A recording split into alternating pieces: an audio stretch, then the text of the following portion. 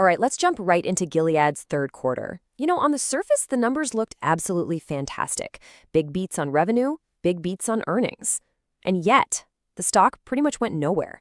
So what is really going on under the hood at GILD? Let's break it all down. First up, the headline number that got everyone's attention, non-GAAP earnings per share, which came in at a cool $2.47. Now, this just sailed past what analysts were expecting. They were all kind of clustered around $2.15. So yeah, a really solid beat by any measure. And it wasn't just on the earnings side of things. The top line, total revenue, hit a very strong $7.8 billion for the quarter. Again, that comfortably beat what the street was looking for. So with numbers like these, you'd think the stock would be flying, right? Well, it didn't. Which leads to the big question. And that really is the central puzzle of this quarter, isn't it? If the headline numbers look that good, why did the stock actually trade down a bit after the report came out? This is where we have to look past those big, shiny numbers and dig into the details. So what we have here is basically a tale of two completely different stories. You have management on the earnings call, and they're talking up the strongest pipeline in history and this massive strategic win, no major patents expiring until 2036. But the market heard a different tune. They looked at it and saw what they called a lower quality beat and were a lot more focused on some weakness in the core product sales. And this right here, this is the smoking gun for the market skepticism. A huge chunk of that earnings beat, about $400 million, didn't come from selling more drugs. It was a one-time accounting item from an old intellectual property sale. It's not cash that came in this quarter, and that's exactly why you heard analysts flagging it as lower quality. Okay, so to really understand what's going on, we have to peel back that one-time item and look at the actual products. This is where you see the true health of the business and what's really driving or not driving sales. Now this chart, this really paints a picture, doesn't it? It shows you Gilead's reality in a nutshell. The HIV franchise is an absolute behemoth. I mean, look at that. Biktarvy alone is responsible for over half of all product sales. You throw Descovy into the mix, and you're looking at over 60% of their business coming from just 2 HIV drugs. Everything else is basically fighting for scraps. And wow, this table just lays it all out. The core HIV business is on fire. Biktarvy grew a really solid 6% year over year, and Descovy, which is used for prevention, just surged an incredible 20%. But then, you flip the coin. Cell therapy sales were down 11%, thanks to a lot of competition, and the COVID drug Veklury is continuing its free fall, down 60%.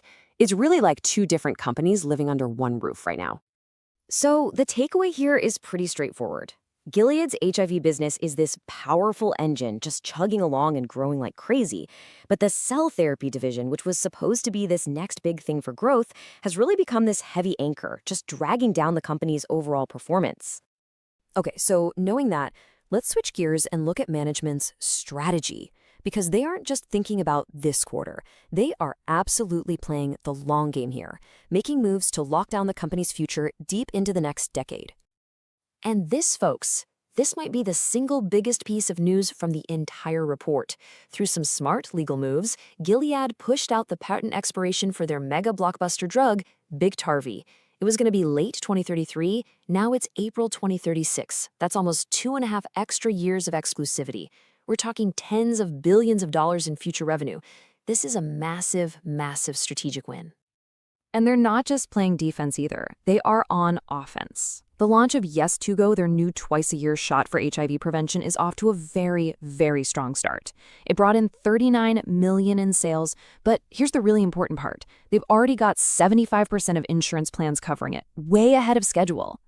This early success is exactly why management felt confident enough to raise their growth forecast for the whole HIV business for the year. All right, let's put it all together. We've looked at the good, the bad, and the long-term plan. Taking into account that low-quality beat, the mixed bag of product results, and those smart long-term moves, here's our final analysis and our rating on the stock. So our rating on Gilead is market perform.